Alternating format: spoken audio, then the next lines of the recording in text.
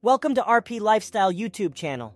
Today we're going to talk about one of the most popular health trends out there, apple cider vinegar. Apple cider vinegar has been used for centuries as a natural remedy for various ailments. It's made by fermenting apples with yeast and bacteria, which turns the natural sugars into acetic acid, the main active ingredient in apple cider vinegar. So what are the benefits of apple cider vinegar? Here are some of the most commonly claimed benefits. 1. Helps with digestion. Apple cider vinegar can stimulate the production of digestive enzymes, which can help break down food more easily. 2. Aids in weight loss. Some studies have suggested that apple cider vinegar can help control appetite and lower blood sugar levels, which may lead to weight loss. 3. Improves skin health. Apple cider vinegar can be used as a natural toner, as it can help balance the pH of your skin and improve its overall appearance. 4. Lowers cholesterol.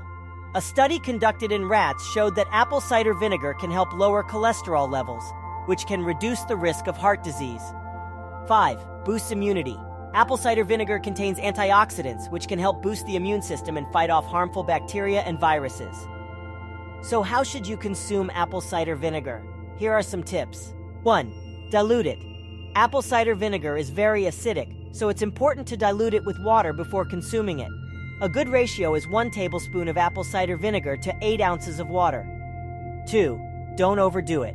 While apple cider vinegar is generally safe to consume, it's best to start with a small amount and gradually increase it over time. Drinking too much apple cider vinegar can cause stomach upset and even damage tooth enamel. 3. Choose the right kind.